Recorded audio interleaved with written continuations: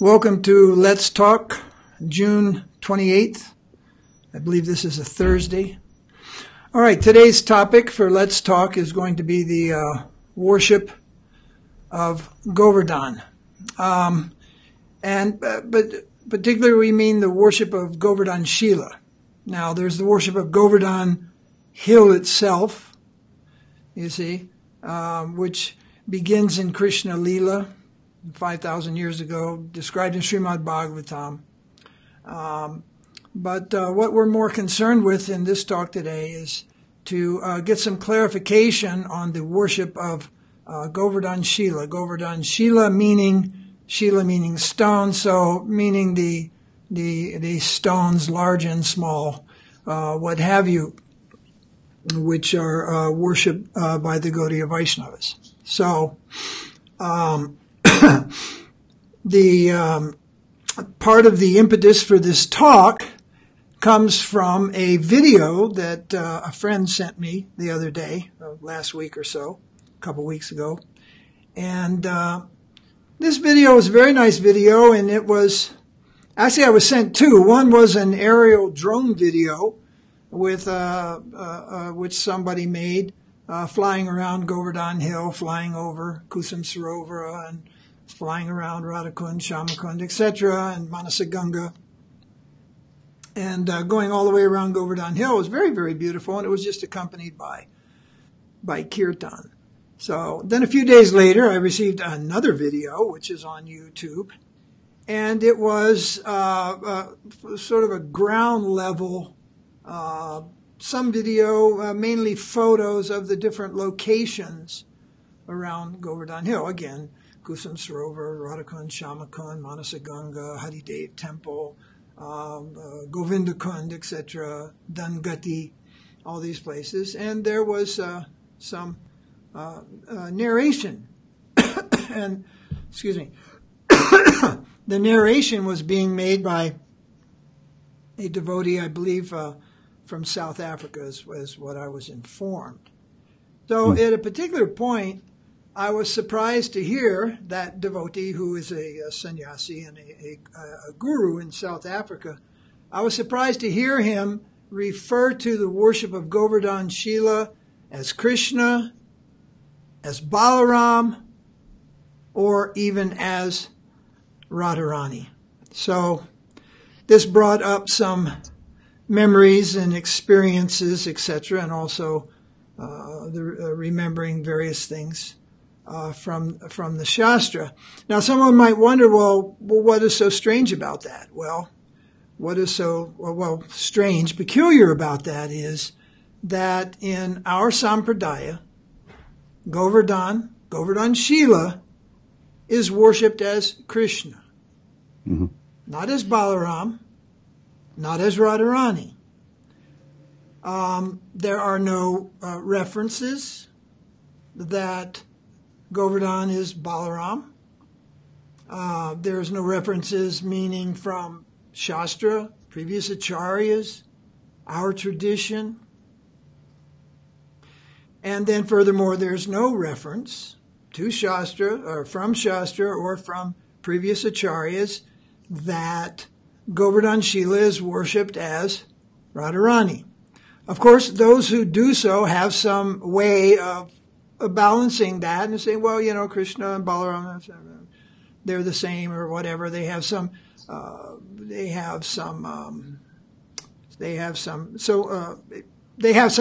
reason. We look at it more as they have an excuse, not a pramana, but they have an excuse. Similarly, those who worship Govardhan-sila as Radharani, they have some presentation from Shastra. But in both these cases, it's I believe the word is interpolation, or yes, interpretation. They have their own interpretation, which is not the as it is understanding. So, as we mentioned again and again, when there is a question about something, then we have to do a little research. And I made the joke the other day. Oh, heaven forbid we might have to go and look into the Gaudiya-sampradaya, the gateway of hell, and I say that, with sarcasm. That's certainly not the gateway to hell, but there you'll find the gateway to our tradition. That is our sampradaya. So we wanted to do some research so that we won't just be throwing in another opinion and then someone can say, well, that's their opinion. Of course, anyone can continue to say that. But, so what we want to do is we want to go back to we're not going to go back 5,000 years to where, well, we can. Let's go back 5,000 years for a moment and let us all recall the Lila of Govardhan. And, the fire yoga is being performed for Indra, and Krishna shows up and uses his chamatka and convinces Nanda Maharaj and all the cowherd boys to forego the Indra sacrifice and offer everything to Govardhan Hill because, from Govardhan is where we get the grass for the cows and this and that and everything comes from Govardhan and there's no need to worship Indra. So this happens. And while this great offering is going on, then the cowherds see that Govardhan Hill itself is Krishna. You see, now who sees this? Everybody, the cowherds, cowherd men, cowherd ladies, gopis. We can even surmise, although she is not mentioned by name, that Srimati Radharani is there on that occasion. Mm-hmm. And Govardhan is seen as Krishna. All right, so that's the beginning of the worship of Govardhan Hill in terms of time, place here, and the Lila of Krishna going back 5,000 years to the time of Krishna Lila. So then we move forward to the time of Chaitanya Mahaprabhu, and pretty much this is where the worship of Govardhan-sila, meaning small stones or bigger stones, from Govardhan are taken to temples, taken to homes, and worshipped by the devotees, and so forth. And this incident, or this Lila, this pastime of Mahaprabhu, which you can with all confidence say Mahaprabhu himself is introducing the worship of Govardhan-sila. And he's doing this by presenting Govardhan-sila and its required paraphernalia of worship to Raghunath Das Goswami, whom upon further examination is the Prayojana Acharya.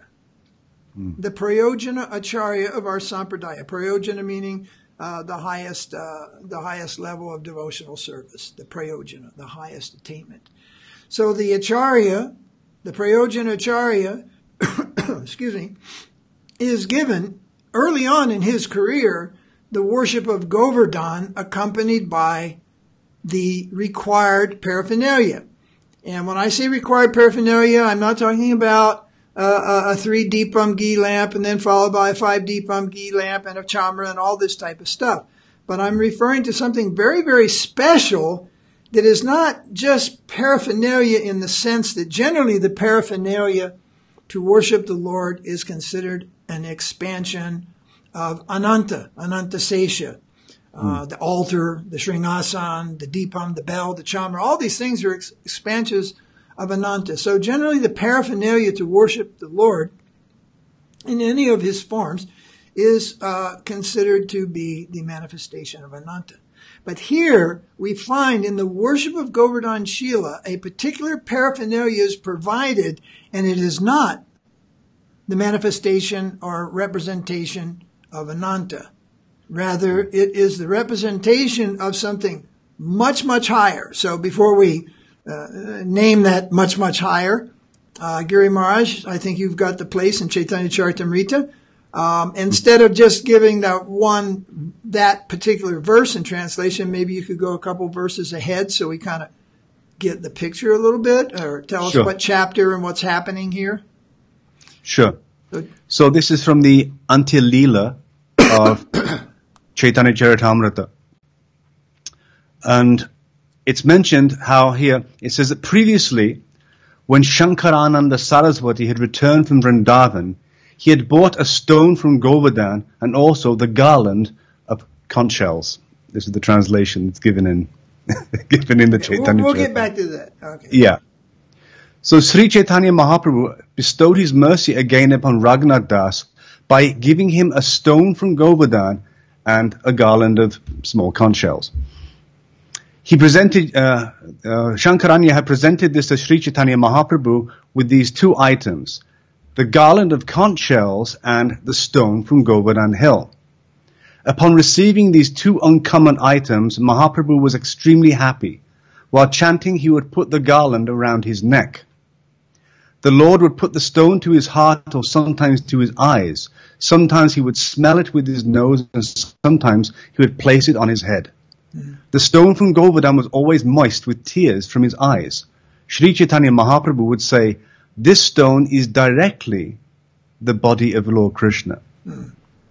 For 3 years he kept the stone and garland. Then greatly satisfied by the behavior of Raghunath Das, the Lord delivered both of them to him. Sri Caitanya Mahaprabhu instructed Raghunath Das, this stone is the transcendental form of Lord Krishna. Worship the stone with great eagerness. Sri Caitanya Mahaprabhu continued, worship the stone in the mode of goodness like a perfect Brahmana, for by such worship you will surely attain ecstatic love of Krishna without delay. For such worship one needs a jug of water and a few flowers from a tulsi tree. This is worship in complete goodness when performed in complete purity. With faith and love you should offer 8 soft tulsi flowers, each with 2 tulsi leaves, one on each side of each flower. After thus advising him how to worship, Lord Sri Caitanya Mahaprabhu personally offered Raghunath Das the Govardhan-sila with his transcendental hand. As advised by the Lord, Raghunath Das worshipped the Shila in great transcendental jubilation. All right. So now we were both laughing when you read Garland of Conch Shells. I want to back up just to the first verse, read the first verse.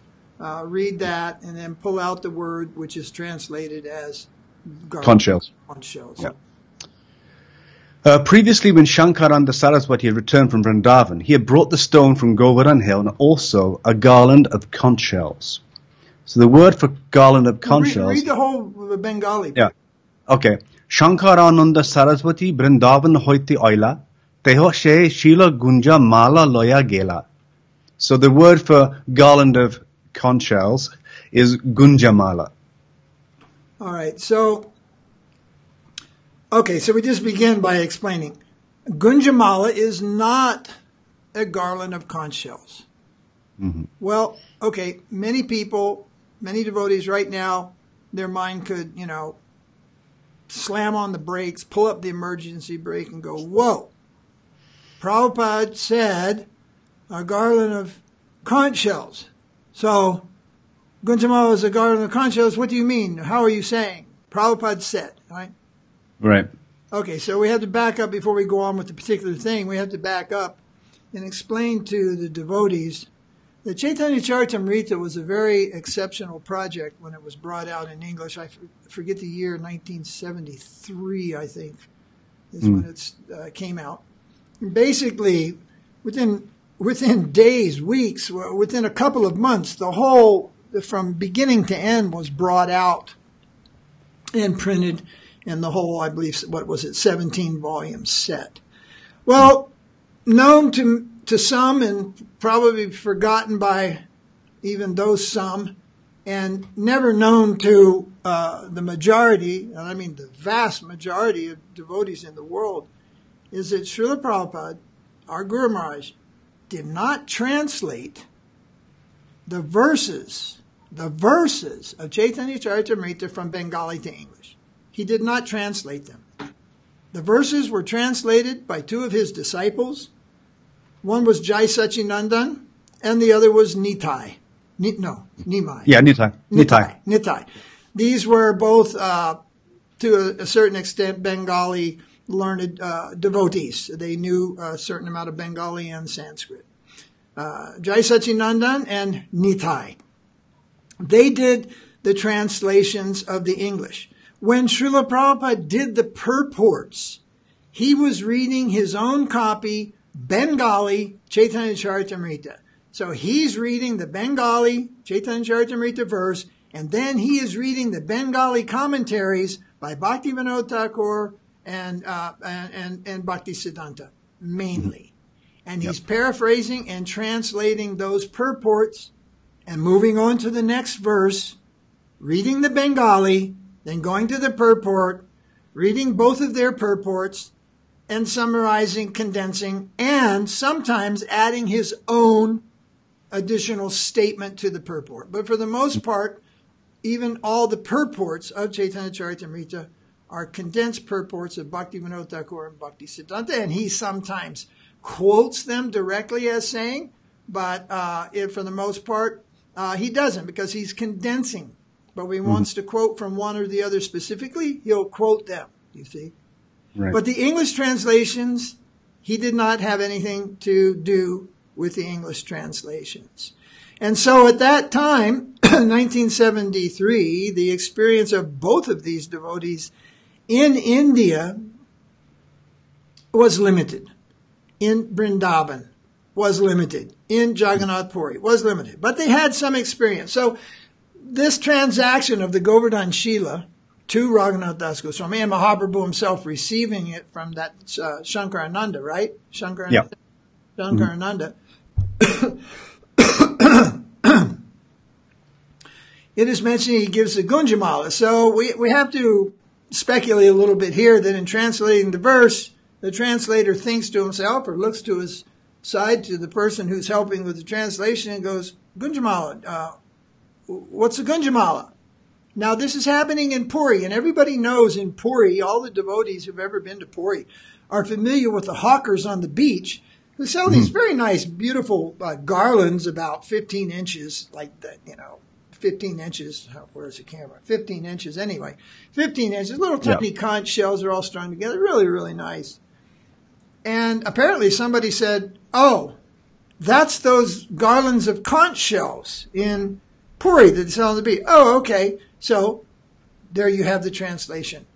Mahaprabhu gives Raghunath Das, or he receives from Shankarananda a stone from Govardhan and a garland of conch shells. Well, it wasn't a garland of conch shells. It was a Gunja-mala, okay? So many of you already know, but a vast majority of devotees don't know. This is a Gunja-mala, you see. And although this bead does not grow in the area of Puri, it doesn't grow on the seacoast there. It may, but it's not prominent. But it is prominent in Brindavan, which is a semi-arid type of a climate. And it grows there, and it usually only survives when it grows inside another bush, which is a thorny bush, where animals can't get at it and eat it. Right. So you'll find the mention of Gunja-mala in Krishna Lila. And you'll find that Srimati Radharani makes various jewelries for Krishna from this Gunja-mala bead. It's white with sometimes a little black spot, but mainly pure white, and then red with a very distinct black spot. You see, it comes in two colors on the same bush. It grows in a little pod. So Radharani, Srimati Radharani and her friends, they procure a quantity of these, and then they string them into various forms of jewelry, earrings, bracelets, garlands, all types of things. Now, the significance here, someone would say, well, what difference does it make? In fact, in the changed edition of the Chaitanya Charitamrita, this verse has been corrected. Well, kinda. It now gives the reader a choice of Gunja-mala being a garland of conch shells, or, and what's the or? What do they say the or is, Gary? I don't have that at hand with me right now. Or I believe it says, or a garland of some kind of beads. Berries or something. Berries or something like that. So now, after the change committee has had their hand at it. Now we've gone from conch shells or, well, there's a big difference between a conch shell and a berry anyway. But what is it? So I paused to think, why did the editors have a problem with this? And my suspect is that they thought that Srila Prabhupada translated the verses, and therefore, we can't say Prabhupada was wrong. That would be the cardinal sin of all sins. So, well, it could be either one. And so they put it out there as either one. Well, it's not either one. It's not conch shells at all. It's a Gunja-mala. Mm-hmm. And I think every Brijbasi that ever lived in Brindavan knows what a Gunja-mala is. So, well, another point is, Guru Maharaj, is that where would they find conch shells in Vrindavan? Yes, that's another thing. It says that Shankarana brought it from Vrindavan. Yes, and they don't have conch shells in Vrindavan. Of course, nowadays, if somebody says, I saw in Loy Bazaar, they didn't have Loy Bazaar 500 years ago. In fact, most of the stuff you buy in Brindavan today, in Loy Bazaar, beautiful things for puja and everything, are made in China. Yeah. Yeah. And the tulsi that you buy in the tulsi shop is grown like wheat or dal commercially in farms way out in the Braj, and is harvested with a knife and just chopped down in mass on a single day. Acres and acres of the tulsi is massacred, just like you would chop down wheat or rice for the harvest. The tulsi is harvested and brought into Brindavan on one particular day in mass, dump truck loads of tulsi. And then it's just dumped on the street, on the side of the Parakram trail. And people tread up and down on the tulsi leaves, step all over it, and then it sits there for about 3 days, and then it disappears into go-downs, and then it's made into tulsi beads. We call that commercial tulsi. So now everything is in Brindavan. Commercial tulsi, puja paraphernalia, and beautiful pictures of Krishna from China, and conch shells maybe also from Jagannath Puri. But 500 years ago, no. Nobody had conch shells. And anyway, it's not conch shells, it's Gunja-mala. There's another word for conch shells. And if it was conch shells, it would have said conch shells in Bengali, which would have been what?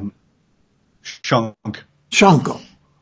Yeah. A Shanko-mala or something like that. So this is Gunja-mala. So it's not just a question of, what does it matter? Beads or it's this decoration. No. If it's conch shells, it's a manifestation of Anantasesha, paraphernalia to worship the Lord. But this Gunja-mala is accepted by our acharyas as being a representation of Srimati Radharani. Now we have the worship of Govardhan, which is Krishna, accompanied by Srimati Radharani. So within this is something very intrinsic. Two things are given to who will be recognized going forward as the Prayojana Acharya, not as the founder, not as the Mula Acharya. The Mula Acharya of our Sampradaya is Raghunath Das Goswami. Rupa Goswami. Sorry, Raghunath Das. Excuse me. It's early in the morning here. Rupa Goswami. But Prayojana Acharya, that's a whole other topic, how and why Raghunath Das Goswami. Well, most people take it that Raghunath Das Goswami's place of residence is Radhakund, but that's wrong. That's his place of service. And that service at Radhakund is the service of Srimati Radharani. And by giving him, Das Goswami, the Gunja-mala, Mahaprabhu has given him the service of Sri Radha. By giving him Govardhan-sila, he has given him residence at Govardhan. So in the Ekdas Bhav, actually the realized eternal Ekdas Bhav of the Gaudiya-sampradaya, particularly in the Madhurya section, the place of residence is Govardhan. And for those who are highly elevated and most fortunate, are sometimes selected for service at Radhakund. So it's just not a matter of, well, it doesn't matter, beads or shells, it's just an ornament. No. It's an ornament with the most profound internal, intrinsic meaning within what is the prayojana. What is the prayojana? The Radhadasyam, the prayojana.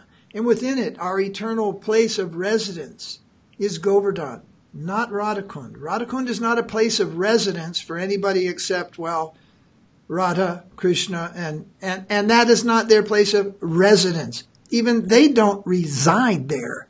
They come there for their exclusive, elite pastimes. It is said that there is a rasa dance in Brindavan, and that is a general call where millions attend. Millions! Can you imagine? Millions. What can we show in a painting of the rasa dance? There are millions. But then there is Rasa Lila performed at Govardhan, and the group is a little more select. Not millions. Not millions. I don't have a number to offer you, but it is more select. And then there is Rasa Lila. What means Rasa Lila? It means the dance. The dancing, the rasic dancing of Krishna with the gopis. And there at Radhakund, the participants are the most select of the elites. And it is not participated by the millions. So, I mean, everything is not one. Gunja-mala is not conch shells, and it's not just this, it's not just that. It's not decoration. It's the representation of Radharani. So the proper worship of Govardhan is Krishna with Gunja-mala, which represents Sri Radha. And this is the prayojana worship in our Gaudiya-sampradaya. There are many deities and so forth, but this is the prayojana, the highest form of worship. Worship Govardhan with Gunja-mala. All right. But what we find, particularly I've seen at the Krishna Balaram temple, I don't know, it's been there for decades. In front of Krishna, they have a Govardhan-sila, and in front of Balaram, they have another Govardhan-sila, which they call a Balaram-sila. There is, and it might be a lighter colored stone, but it is not Balaram. It is always Krishna. Govardhan Hill is Krishna, not Balaram.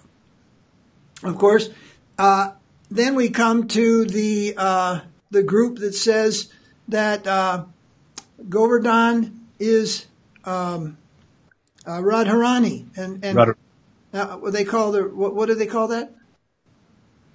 Girirani. Girirani, not Giriraj, but Girirani. Rani means the queen, Raja the king. So Girirani. Well, then. First off, well, they wouldn't be worshiping as Mahaprabhu did by offering Gunja-mala, because Gunja-mala represents Radharani. So if you're worshiping Gunja-mala, Girirani, and Govardhan is Radharani, then you're not offering Gunja-mala, because you're offering Radharani's service. It's like, what are you doing? Well, if you are, you're just doing decoration. You see, nice red and white beads decoration. So to support this, though, however, those who worship Balaram, Govardhan as Balaram, they have no Shastric reference to this. This is simply something that started in Krishna Balaram temple, or I'll mention in a moment where we might find something similar and maybe the same thing, but it won't be in our sampradaya. All right, but now we moved on to the worship of Govardhan as Radharani, but this particular group of devotees, they present to us some Shastra and some interpretation of Shastra. And I believe that the verse, only single verse, they don't have many verses, they don't have any acharyas, but they have this verse. And that verse is, I believe, from 10th canto Srimad Bhagavatam. Yeah. All right, so Gary, you want to read the Sanskrit to that verse and the common English translation? Sure. So the verse goes, Hantayam adrir Abala Haridasa Varyo Yadrama Krishna Charana Sparasha Pramodaha Manam Tanoti Sahago Ganayastayoyat Paniya Suya Vasakandara Kanda Mulai. Of all the devotees, this Govardhan Hill is the best. Oh my friends, this hill supplies Krishna and Balaram as well as the calves, cows and cowherd friends, with all kinds of necessities, water for drinking, very soft grass, caves, fruits, flowers, and vegetables. In this way, the hill offers respect to the Lord. Being touched by the lotus feet of Krishna and Balaram, Govardhan Hill appears very jubilant. So here we have Govardhan, not as Krishna, but as a devotee. Okay? So this is like a dual identity, and it is the fact. Govardhan is the greatest devotee, and he is devotee in Shantaras, but he is also non-different than Krishna when Krishna accepts the form of Govardhan. So that's quite a deep subject matter there. So when you take these words, the greatest devotee, in English, who is the greatest devotee? The greatest devotee. Who is the greatest devotee? You begin to massage those things and ask the question, who? The greatest devotee. Govardhan is the greatest devotee. Who is the greatest devotee? And you keep massaging that. Well, finally, you come to that Srimati Radharani is the greatest devotee of Krishna. This is undisputed. This is fact. And therefore, we can worship Govardhan as Radharani, the greatest devotee. You see, but you can only do that if you examine that verse and take that Haridasa Varya and massage that in English, the greatest devotee, the greatest devotee. And then you can come up with who's the greatest devotee. That's Srimati Radharani. You see, Rani, not Rana. The Rana is a man. Right. The Rani is a woman. The Dasa is a man, masculine, the predominator, predominating moiety. And the Dasi is the predominated murti. Radharani is a Dasi, not a Dasa. So, what is the sentence? Haridasa Varya. Haridasa, Dasa Varya. Well, if one is very sharp, one says, well, wait a minute. Mahaprabhu himself said, Jiva Swarupa Nitya Krishna Das, all living entities are Dasa. So Dasa could be taken as male or female. Yes, but in this particular case, it's already been shown to you with the appearance of Krishna, and then the acceptance of Mahaprabhu accepting Govardhan as Krishna, not as Radharani, and then the Gunja-mala, which is the representation of Srimati Radharani. So you cannot derive, or you should not derive an understanding that contradicts the previous acharyas, particularly that contradicts the Lord himself. Now, there may be a singular incidence where something needs to be more clarified by the next generation acharya or something like that. But we've already gone through, 500 years of generations of Vaishnavas before this Krishna consciousness came to the West. And since the time of Mahaprabhu, devotees have worshipped, the devotees in the proper line have worshipped Govardhan as Krishna with Gunja-mala representing Radharani, and understand the intrinsic meaning of this, the internal meaning of Krishna, and then Gunja-mala as Radha, and what this means in relation to eternal Lila and our participation. You see, so where do these things come from? Well, we're not surprised to find out these come from the various groups of Babajis, some claiming a bona fide disciplic succession, and others just winging it totally, not even trying to claim some type of succession. But the Babajis, who, for the most part, from the point of view of our acharyas, are not just Babajis. There's nothing wrong with being a Babaji, but there's something very wrong with being a Sahajiyaji. So probably all the Babas in Radhakund and Govardhan wouldn't like to hear me say that, but so be it. Our acharyas, Bhakti Siddhanta, our Guru Maharaj, Sridhara Maharaj, others considered for the most part these Babas to be deviants. And it just so happens that these types of things come from them. All right. So people who follow them, you follow them. That is your guru. You follow your guru.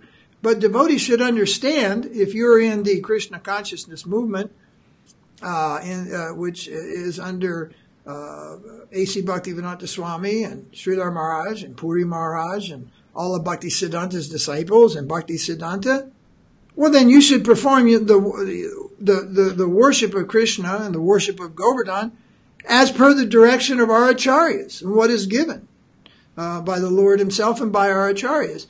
Not adopt things from outside where you actually have concepts that contradict and go against your own sampradaya. So, we say to the people who are at Radhakund, they are free to do as they want, they're devotees. But we're following a particular conception, and everything matters. What you do, how you chant. For example, the Mahamantra.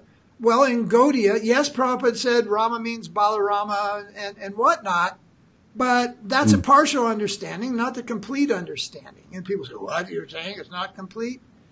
No, it's not. Because if you're chanting Hare Krishna, and Hari is Radharani, and Prabhupada says, Hara, Hari, this is Radha, this is Radharani, and you can't, then what are you saying? You're chanting Radharani and Krishna, and suddenly you're chanting Radharani and Balaram?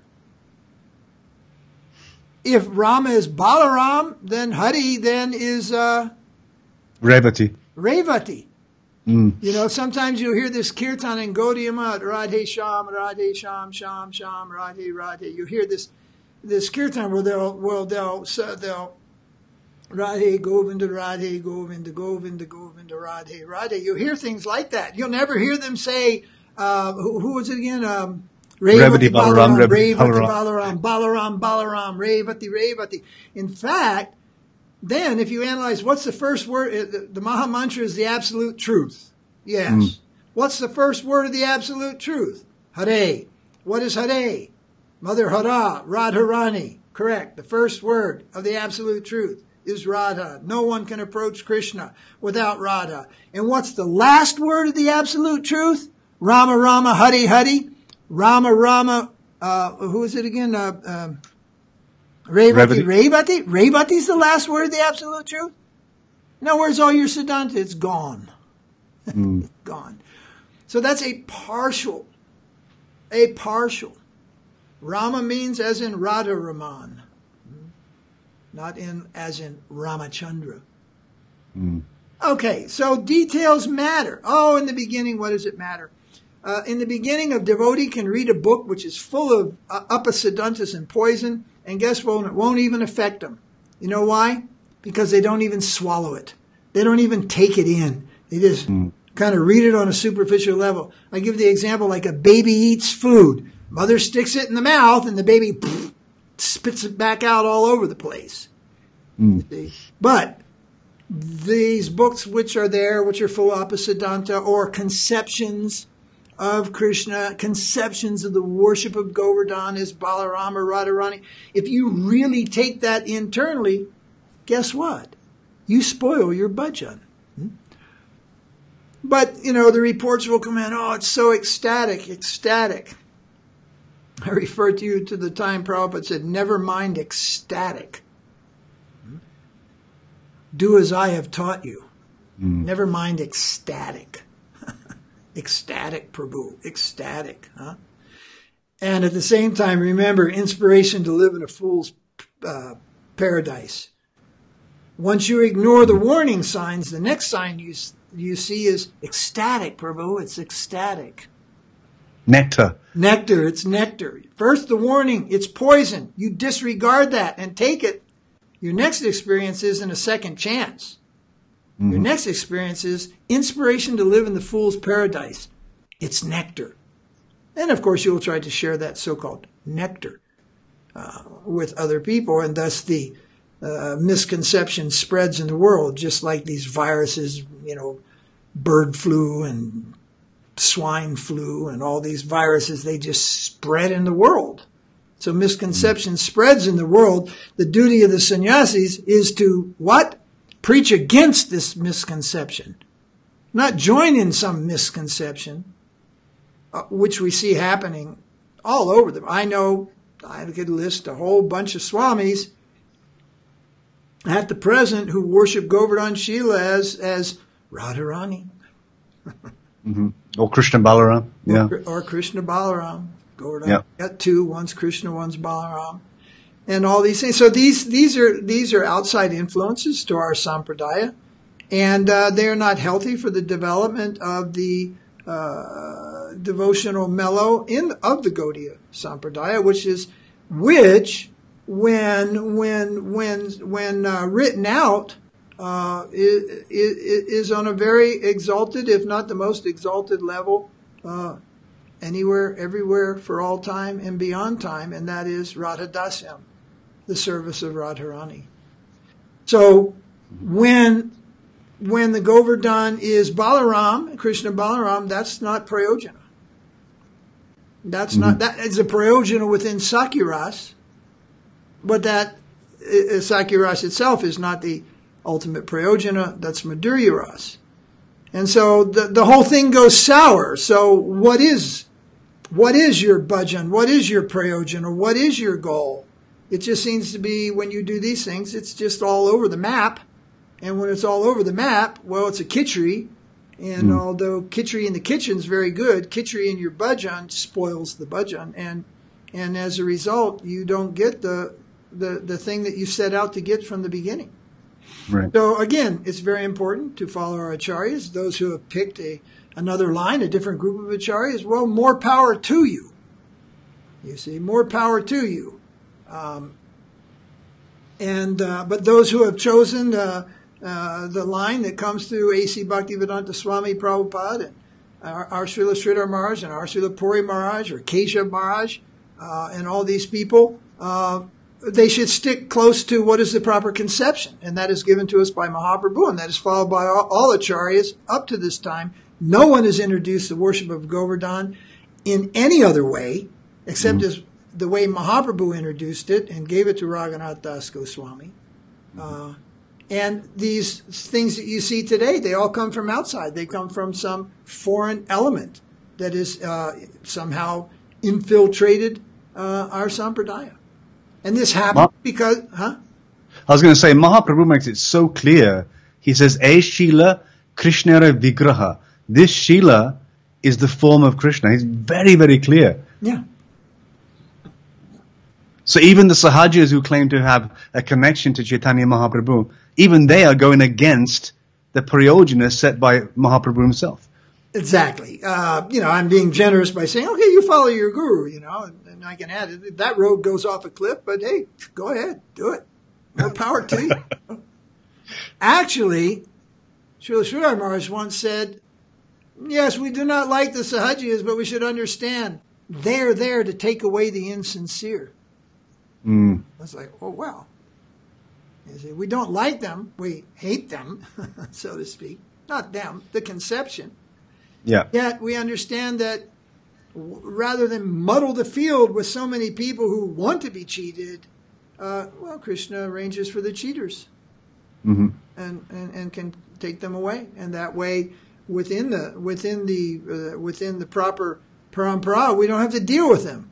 But the sad state of affairs is that the guardians of the sampradaya, I mean in the present generation, particularly the sannyasis and others of position, they have failed in their duty to protect the sampradaya. And sometimes I criticize, therefore they're not even worthy to be called Maharajas anymore. Why are they Maharajas? Because they have many female disciples like a harem?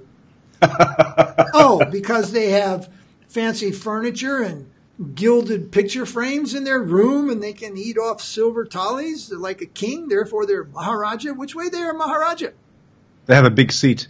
They've got a throne. Everybody's got a throne, man. Everybody's got a throne. Reminds me of the statement Sridhar Maharaj said, yes, Vyasasans from the mountains to the sea. And seeing his divine grace simply sitting on a day cot, leaning up against a small pillow in a wall. Yet what he spoke was just, it was gilded in gold. Not gilded, it was gold personified. The golden volcano of divine love was one of the books that was published from his lectures. a golden volcano of divine love. That was his divine grace also. He was representing Mahaprabhu. Of course, that means Mahaprabhu, the golden volcano of divine love. But we see that flow, like in Hawaii now, there's big volcanic eruptions, but it's not so much out of the top. It's coming out of what they call fissures or something. They're fissures, yeah. Fissures, yeah. you know. So Srila Maharaj was like one of those, and it was just flowing. That lava of golden lava of divine love. Very nice. So that's who we're interested in following, our acharyas. Now, you may not be a follower of, say, Srila Maharaj out there. You might be a follower of the line of Keshav Maharaj. Well, pay attention. How Keshav Maharaj worshipped Govardhan. You're a follower of A.C. Bhaktivedanta Swami. That's fine. That's fine. Well, pay attention. Pay attention to what our sampradaya represents. And when in doubt, well, step back a generation and ask and see. And if necessary, go all the way to the root of the beginning of something and see how it comes forward and who does what. And then you find out that a lot of the things that are done, well, not a lot, but some significant things that are done and some significant understandings are there, which are not presented by our acharyas, which are not supported by our shastra, but are some just either misunderstanding of our own or something that has come from outside to deflect our proper understanding. And again, I say this is the fault of leadership. The duty of the leaders of the Krishna consciousness or any sampradaya is to protect their sampradaya from deviating influences. And these things exist in mass. You go to Brindavan and see the modern Hare Krishna movement. Oh my God. It's just one mass deviation after the next. And whether from conceptions of prasadam and deity worship, the Mahamantra and chanting and just so many things, you know. We're going to tell, I think in the next Let's Talk, we're going to discuss the second initiation of Gadadhar Pandit by Pundarik Vijayanidhi. So is there anything we wanted to add? I think there was something you wanted to read from Srila Puri Maharaj. Yes, there was. Srila Puri Maharaj is a small book from Gopinath Gaudiya Math, Srila Puri Maharaj's Math, called The Essence of Pure Devotion. And in that book, he writes, he says, Srila Prabhupada, meaning Bhaktisiddhanta Saraswati Thakur, used to offer fresh water and tulsi leaves to worship of Sri Govardhan before taking his meals in his room at the Chaitanya Math. I personally had the chance of witnessing this event. All right, so now we point out that, of course, Gunja-mala isn't mentioned here, but I might mention that even Radharani is not directly mentioned in Srimad Bhagavatam. So all the time, Radharani is not mentioned, Gunja-mala not mentioned, being the representative of Radharani. But here, what is mentioned? That the Govardhan is worshipped with tulsi. Tulsi can only be offered to Vishnu Tattva. Tulsi is not offered to the Ashraya Tattva of Radharani. Is not offered to Radharani. Tulsi is not offered to the lotus feet of Krishna. Of course, someone will argue, oh, he was putting it in the hand. Okay. Nice try. All right. Conversation over, you know. A man convinced against his will is of the same opinion still. So we're not, those who want to do what they're doing are doing what they're doing, but those who are not aware of this or who are in the middle and wonder, we're presenting what from Mahaprabhu to the present day in our parampara, what is the standard of worship of Govardhan as Krishna, accompanied by Gunja-mala, which is representation of Srimati Radharani. Now, another interesting thing I wanted to mention about Gunja-mala. Be careful. Gunja-mala represents Radharani. And these beads are deadly poison. You can find them in a number of books listing the poisonous plants of various countries, because they also do grow in other countries. They are deadly poison. If you ingest even one of these beads, it can cause your death within 3 days, a total collapse of the respiratory system. So when they're in a mala like this, and they're very hard. They're very, very hard. But when they come off the bush, they're very soft. And that is when the thread and the needle are passed and the black, white, black, white, black, white, alternating all around, and sometimes double red or something like that. They're strung. When stringing that with a needle, and a fresh one, and passing the needle through the bead, if the needle pricks your finger and draws blood, then you have more than a 90% chance of dying within the next 3 days. A total failure of your respiratory system. Very dangerous, deadly poison. So when dealing with the Gunja-mala, one has to be very careful. Death may come very near or take you away.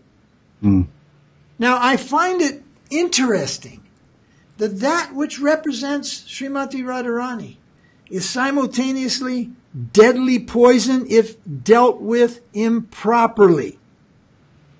Now, let's put that in a philosophical context that this is Radharani.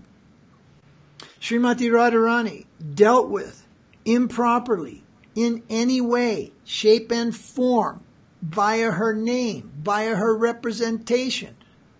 All of the above and more is deadly poison to your bhajan. Aparad, although there are 10 aparads of the holy name, all of them are aparadha, that which is displeasing to Srimati Radharani. And aparad is the destruction, the diminishing and the demising and the destruction of our true bhajan, our true bhakti. Oh, something may replace it, but it won't be real bhakti. It will be a sham bhakti, a show bhakti. So many other things, but not Sudha bhakti. So I just thought this very interesting. We know that the worship of Govardhan, accompanied by the Gunja-mala, represents Srimati Radharani. Now, let me just throw this in. That means that these beads, sometimes they break or they get old. They should not be distributed as some type of edible mahaprasadam, you see. I almost did that once, before I knew that they were poison. The Gunja-mala was old and it broke, and so I pulled out a new one, and then I pulled all the beads off of the mala, and I decided, we're having a fruit salad today. I think I'll just put them in the fruit salad as an extra topping of maha, right? But these are hard as a rock. When they're hard, they're hard. And I thought, well, someone's going to crack a tooth. So I didn't do that. Had I done that, and someone could have wiped out the whole temple. Well, that was many years ago. That was like many, many years ago in Hawaii, probably 25 or so years ago. And then I found out in Brindavan there's one particular shop that has had these Gunja-malas for many, many years. They sell various deity paraphernalias, chamras, and all this stuff you can buy. And they don't display them. You have to ask for them. And when speaking with that man one day, he told me how deadly poison they were. And then I looked it up in a book of poisonous plants. And what happened, it was in the 1903, 1906, somewhere in that first decade of the 20th century, an international ban on Gunja-mala was put into place by the British and accepted by the French and the Portuguese and everybody who was trading and everything. It was an international ban because what happened is missionaries in India, particularly Catholic missionaries in India, it's a very beautiful bead, they started making rosaries. That's a Catholic kind of a mala. And while stringing these malas, some nuns and whoever was doing it, some lay members of the church, pricked their fingers and died. And it took them a while to figure out that these beads are deadly poison, you see. So then they put a ban on them. and no more Gunja-mala rosaries. Now I think that that represents Radharani being circulated around the world as a rosary, which people chant on in Catholicism as a penance for their sins, right? So misrepresentation, misusing that which is intrinsically connected to Srimati Radharani, and thus causing their death.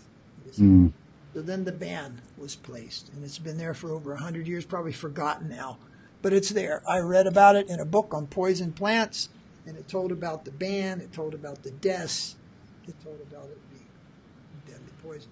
When a goat eats it, nothing happens. When a cow eats it, nothing happens. When a human eats it, they die. So the only ones that survive in the brudge are the ones that grow in deep inside the sticker bushes out on the banks of the Jamuna and in between the wheat fields where the goats can't stick their face in there, or the camels, to eat them. Otherwise, when the plant grows on the open plain, it just gets eaten up by the animals. Leaf, beads, everything. You see. So that's another thing, But for the human being, deadly poison, if dealt with inappropriately. And dealing with Radharani inappropriately, cavalieringly, all these kind of things that you see out there in the world today, and the Lila of Radha with Krishna, they think that is something for the discourse of the teenagers or whatever, and the singing of songs for the bhaktas. They have no idea what damage they're actually doing to their devotional life through such things, through such cavaliering and unconscious dealings with such high topics. All right, anything else, Gary? Anything to read or comment to? There was one thing I wanted to mention, just revisiting our last Let's Talk about bathing in Radha Kund. In our talks, in between the Let's Talk, you made a very nice point, and I was hoping you would share that with everybody, because many devotees will say, okay, well, we don't bathe in Radha Kund, but we'll go and bathe in Kusum Sarovar. You were making it that point about bathing in Kusum Sarovar. Yeah, that was the thing. I mean, I used to take the parikrams around back in the day when I was in ISKCON, and by the way, that was over 31 years ago. So that's way back there. But I used to take the parikrams around, and of course, after Prabhupada said that, there was no bathing. It was 3 drops only. No bathing in Radha Kund, no bathing in Shama Kund. Either one, didn't matter, no bathing. But then we would get the Kusum Sarovar, and somehow or another it was like, well, this is Kusum Sarovar, you can cut it loose here, boys, and people would be flying off those ramparts or whatever they're called. Yeah.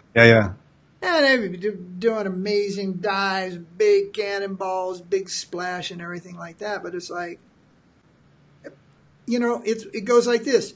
Nowhere in the Brindavan, in the Braj, point blank, nowhere can you just cut loose with your enjoying spirit and pretend like you're a cowherd boy just splashing it up with Krishna or something. No. That also, Kusum Sarovara, it's not just a place for swimming, have a great time. Otherwise, why would the king of Bharatpur go into such to such great expense to build it in the first place? Right. It's a holy kund, and it's holy to Krishna Lila, and Mahaprabhu did stop there, and he took sacred bath there also. We didn't hear that he was just jumping around, making big splashes and goofing off in the water and having chicken fights where one guy gets on the other guy's shoulders. And, oh yeah, the cowherd boys do that. Sorry, you're not a cowherd boy. You're a sadhaka. And one should tread, ever so respectfully, everywhere in the Braj. Everywhere in the Braj. Or things can be spoiled. I mean, one time Srila Prabhupada said, Krishna is not in Loi Bazaar. But if you look, Loi Bazaar, what do you mean? It's smack in the middle of the Rastali. Yeah, right there. It's on the way to Radharaman, and it connects. And what do you mean? Well, because commerce has dominated that particular street, well, then Krishna is withdrawn. Krishna is not in Loy Bazaar, is what he said. We haven't come here for shopping, you see. And what goes on? Any bhajan goes on in Loy Bazaar? Those of you who know Loy Bazaar? No. They're not counting mala, they're counting money. Yeah, counting money. And then at the Western store, devotees are buying all the things that you can't get in the usual stores in Vrindavan, like the peanut butter and the chocolate dips, syrups, and whatevers, you know. Pastas and bubbly drinks and and this is all being offered to Krishna in a temple? No. These stores just provide food for belly fill and sense gratification. Anyway, he said Krishna's not in Loy Bazaar, but Loy Bazaar seems to be smack in the middle of the Rastali. So what is the meaning here? It is not that simply anything you do anywhere and it's all going to remain untouched and spiritual. No, that potency will withdraw deep. And all that you may encounter there in that otherwise so-called holy place is Maya Shakti, not the Braj, not the real Brindavan. I looked up Kusum Sarovar.